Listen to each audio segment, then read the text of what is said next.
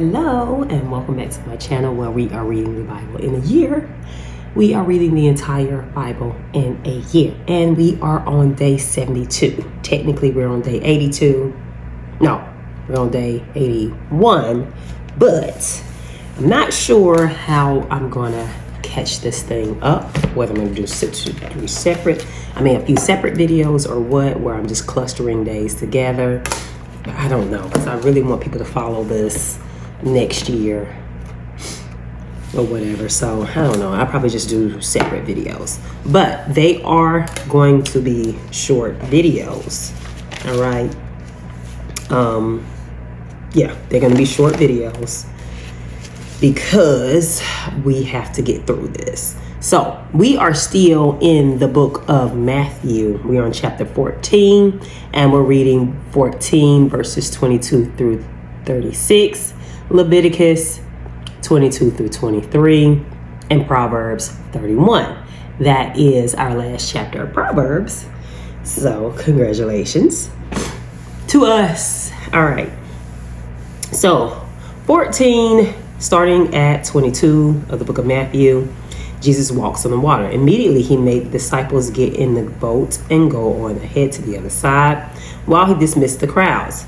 And after he had dismissed the crowds, he went up the mountains by himself to pray. When evening came, he was there alone, but by this time the boat, battered by the waves, was far from the land, for the wind was against them. And early in the morning he came walking toward them on the sea. But when the disciples saw him walking on the sea, they were terrified, saying, "It is a ghost." They cried out in fear. But immediately Jesus spoke to them and said, "Take heart, it is I, do not be afraid."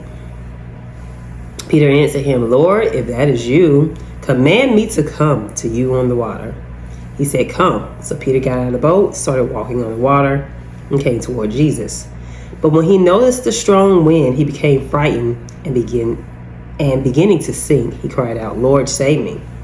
Jesus immediately reached out his hand and caught him, saying to him, "You of little faith, why did you doubt?" When they got into the boat, the wind ceased, and those in the boat worshipped him, and saying, "Truly, you are the Son of God." Jesus heals the sick in Gennesaret. When they had crossed over, they came to a land at Gennesaret, and the people of the place recognized him. They sent word throughout the region and brought all who were sick to him and begged him that they may touch even the fringe of his cloak, and all who touched it were healed. All right, so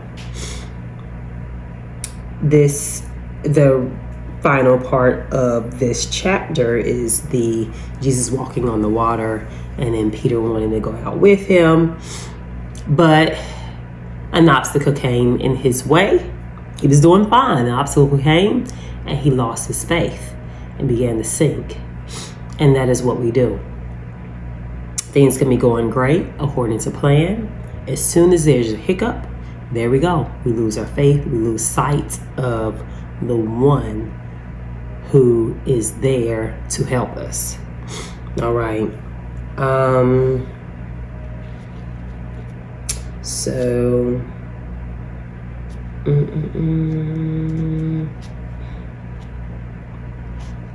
yeah, so he basically chooses fear instead of faith and begins to sink like a stone.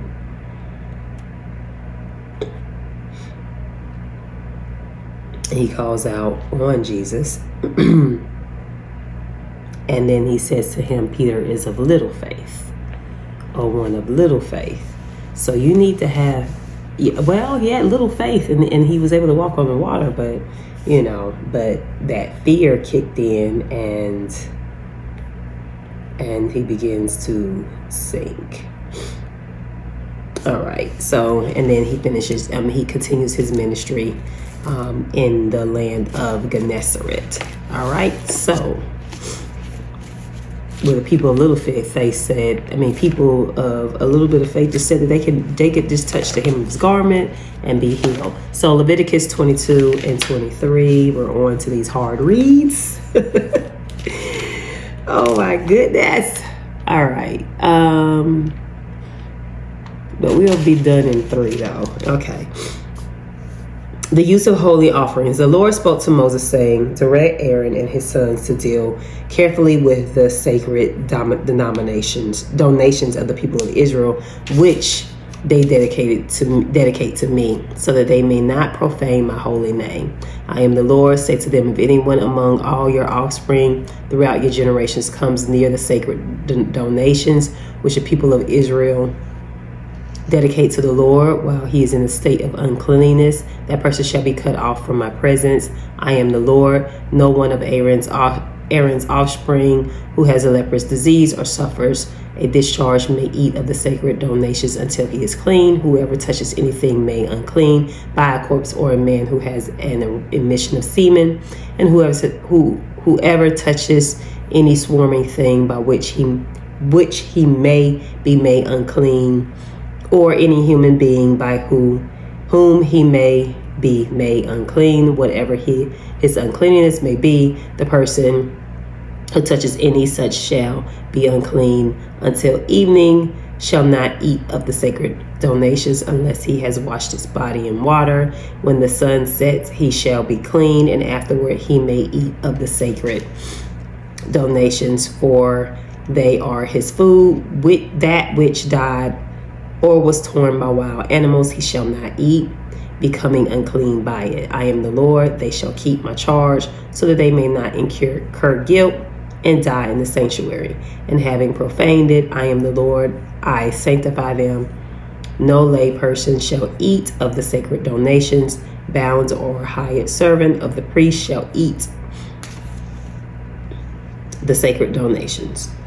But if a priest acquires anyone by purchase, the person may eat of them, and those that are born in his house may eat of his food. If a priest's daughter marries a layman, she shall not eat of the offering of the sacred donations. But if a priest's daughter is widowed or divorced without offspring and returns to her father's house as in her youth, she may eat of her father's food. No lay person shall eat of it. If a man eats the sacred donation unintentionally, he shall add 1/5 of his value to it and give the sacred donation to the priest. No one shall profane the sacred donations of the people of Israel, which they offer to the Lord, causing them to bear guilt, requiring a guilt offering by eating their sacred donations, for I am the Lord. I sanctify them. Acceptable offerings. The Lord spoke to Moses, saying, speak to Aaron and his sons and all the people of Israel, and say to them, when anyone of the house of Israel or the aliens residing in Israel presents an offering, whether in payment of a vow or as a free will offering that is offered to the Lord as a burnt offering to be acceptable in your behalf, it shall be a male without blemish, or cattle, or the sheep, or the goats. You shall not offer anything that has a blemish, for it will not be acceptable on your behalf. The Lord wants your best. When anyone offers a sacred of well-being to the Lord in fulfillment of a vow or a free will offering from the herd or from the flock to be acceptable, it must be perfect. There should be no blemish in it. Anything blind or injured or maimed or having a discharge or itch or scabs, thus you shall not offer it to the Lord or put any of them on the altar as offerings by fire to the Lord. I'm assuming these people probably tried, like, oh Lord, that sheep about to die, and let me go and offer it, that kind of thing, or whatever. It's just like trying to get rid of it. Okay, and the ox or lamb that has a limb too long or too short, you may present it for a free will offering. You may not. Too short, you may present it for a free, but it will not be accepted for a vow. Any animal that has its testicles bruised or crushed or torn or cut, you shall not offer it to the Lord. Such you shall not do within your land, nor shall you accept any such animals from a foreigner to offer as food to your God. Since they are mutilated with a blemish in them, they shall not be accepted in your behalf. The Lord spoke to Moses, saying, when an ox or sheep or a goat is born, it shall remain 7 days with its mother. And from the 8th day, it shall be acceptable as the Lord's offering by fire. But you shall not slaughter from the herd or the flock of the animal with its young on the same day. When you sacrifice a thanksgiving offering to the Lord, you shall sacrifice it so that it may be acceptable in your behalf. It shall be eaten on the same day. You shall not leave any of it until morning. I am the Lord. Thus you shall keep my commandments and observe them. I am the Lord. You shall not profane my holy name, that I may be sanctified among the people of Israel. I am the Lord. I sanctify you. I who brought you out of the land of Egypt to be your God. I am the Lord. The Lord spoke to Moses. This is 23. Appointed festivals. The Lord spoke to Moses, saying, speak to the people of Israel and say to them, these are the appointed festivals of the Lord that you shall proclaim as holy convocations, my appointed festivals. The Sabbath, Passover, and unleavened bread.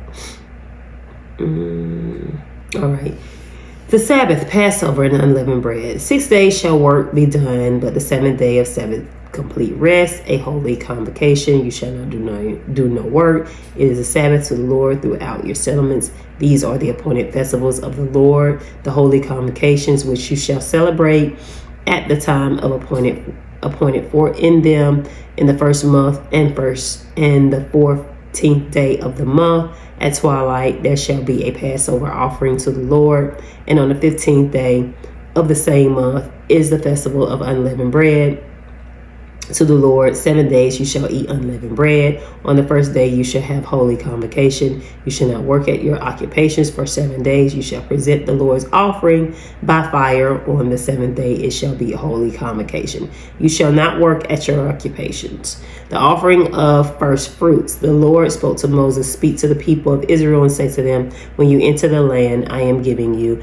you reap its harvest. You shall bring the sheaf of the first fruits of your harvest to the priest. He shall raise the sheaf before the Lord, that you may find acceptance on the day after the Sabbath. The priest shall raise it on the day when you raise the sheaf. You shall offer a lamb a year old without blemish as a burnt offering to the Lord, and the grain offering with it shall be 2/10 of an ephah of choice flour mixed with oil, an offering of fire of pleasant odor to the Lord, and the drink offering with it shall be of wine, 1/4 of a hin. You shall eat no bread or parched grain or fresh ears until the very day, until you have brought the offering of your God. It is a statute forever throughout your generations in all your settlements. The festival of weeks. And from the day after the Sabbath, from the day of which you bring the sheaf of elevation offering, you shall count off 7 weeks. They shall be complete. You shall count until the day after the seventh Sabbath, 50 days. The seventh Sabbath, 50 days. Then you shall present an offering of new grain to the Lord.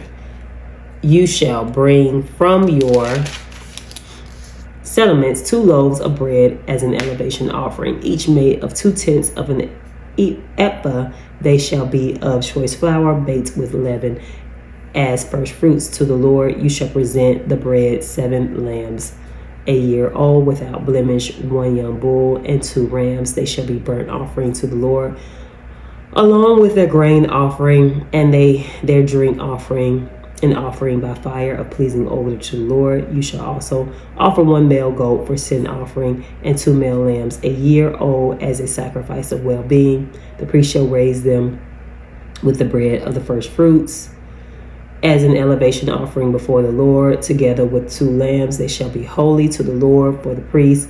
On the same day you shall make proclamation. You shall hold a holy convocation. You shall not work at your occupations. This is a statute forever in all your settlements throughout your generations. When you reap the harvest of your land, you shall not reap to the very edges of your field or gather the gleanings of your harvest. You shall leave them for the poor and for the alien. I am the Lord your God. The festival of trumpets. The Lord spoke to Moses, saying, speak to the people of Israel, saying, on the 7th month, on the first day of the month, you shall observe the complete rest, a holy convocation, commemorated with trumpet blast. You shall not work at your occupations. You shall present the Lord's offering by fire. The Day of Atonement. The Lord spoke to Moses, saying, Now the 10th day of this 7th month is a day of atonement. It shall be a holy convocation for you. You shall deny yourselves and present the Lord's offering by fire. You shall do no work during that entire day, for it is a day of atonement, to make atonement on your behalf before the Lord your God. For anyone who does not practice self-denial during that entire day shall be cut off from the people. And anyone who does any work during that entire day, such a one I will destroy from the midst of the people. You should do no work. It is a statute forever throughout your generations and all your settlements. It shall be you a Sabbath of complete rest, and you shall deny yourselves on the 9th day of the month. Evening from evening to evening you shall keep your Sabbath. The Festival of Booths. The Lord spoke to Moses, saying, Speak to the people of Israel, saying, On the 14th day of the 7th month and lasting 7 days, there shall be a festival of booths to the Lord. The first day shall be a holy convocation. You shall not work at your occupation. 7 days you shall present the Lord's offering by fire. On the 8th day you shall observe the holy convocation and present the Lord's offerings by fire. It is a solemn assembly. You shall not work at your occupations. These are the appointed festivals of the Lord, which you shall celebrate at times of holy convocation for presenting to the Lord offerings by fire, burnt offerings and grain offerings, sacrifices, drink offerings, each on its proper day, apart from the Sabbaths of the Lord, and apart from your gifts, and apart from all your votive offerings, and apart from your free will offerings, which I give to the Lord. So all these offerings for that special day should not be included with the regular other offerings. So no one is the same. It should be separate offerings. Now on the 15th day of the 7th month, you have gathered in produce of the land. You shall keep the festival of the Lord, lasting 7 days, a complete rest on the first day, and complete rest on the 8th day. On the first day you shall take the fruit of the majestic trees, branches and palm trees, boughs of leafy trees, willows of the brook. You shall rejoice before the Lord your God for 7 days. You shall keep it as a festival to the Lord 7 days in the year. You should keep it on the 7th month as a statute forever throughout your generations. You shall live in the booths for 7 days. All that are citizens in Israel shall live in booths, so that your generations may know that I made the people of Israel live in booths when I brought them out of the land of Egypt. I am the Lord your God. Thus Moses declared to the people of Israel the appointed festivals of the Lord. The Lord, okay, no, I'm done. So that ends that lesson in Leviticus, and now we're on to Proverbs 31. The teachings of the kings of King Lemuel's mother. The words of the king Lemuel, an oracle that his mother taught him. No, my son, no son of my womb, no son of my vows. Do not give your strength to women. Your ways to those who destroy kings. It is not for kings, O Lemuel. It is not for kings to drink wine, or for rulers to desire strong drink, or else they will drink and forget what has been decreed, and will pervert the rights of all the afflicted. Give strong drink to one who is perishing, and wine to those in bitter distress. Let them drink and forget their poverty, and remember their misery no more. Speak out for those who cannot speak, for the rights of all the destitute. Speak out, judge righteously. Defend the rights of the poor and needy. Ode to a capable woman. A capable wife who can find. She is far more precious than jewels. The heart of her husband trusts in her, and he will have no lack of gain. She does him good and not harm all the days of her life. She seeks wool and flax and works with willing hands. She is like the ships of the merchant. She brings her food from far away. She rises while it's still night and provides food for her household and tasks for her servant girls. She considers a field and buys it. With the fruit of her hands, she plants a vineyard. She girds herself with strength and makes her arms strong. She perceives that her merchandise is profitable. Her lamp does not go out at night. She puts her hands to the distaff and her hands hold the spindle. She opens her hand to the poor. She reaches out her hands to the needy. She is not afraid for her household when it snows, for all her household are clothed in crimson. She makes herself coverings. Her clothing is fine linen and purple. Her husband is known in the city gates, taking his seat among the elders of the land. She makes linen garments and sells them. She supplies the merchant with ashes. Strength and dignity are her clothing, and she laughs at the time to come. She opens her mouth with wisdom, and teaching of kindness is on her tongue. She looks well to the ways of her household and does not eat the bread of idleness. Her children rise up and call her happy, her husband too, and he praises her. Many women have done excellently, but you surpass them all. Charm is deceitful and beauty is vain, but a woman who fears the Lord is to be praised. Give her a share in the fruit of her hands, and let her works praise her in the city gates. All right, so that ends Proverbs for us, period. And we all know the Proverbs 31 woman.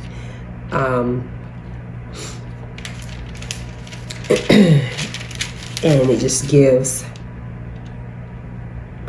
the instructions in the voice of a mother who warns against dangerous women. All right. Lemuel is not known as an Israelite or a Judite king, so the likelihood is that the instruction came from a surrounding society, because I know I had never heard. The instruction consists of unseated warnings against dangerous women and against the use of alcohol by those in authority. Those are to be given who they're to be given to. All right. So this is, 10 through 31 is a poem about the capable woman, the vigilant and strong, the wife, and how she should carry herself. Okay. And that's it. So that ends lesson or scripture readings for day 72. And we're going to move on to day 73. All right. Until then, be blessed. And wait a minute, is that right? What am I supposed to say? Farewell and be blessed.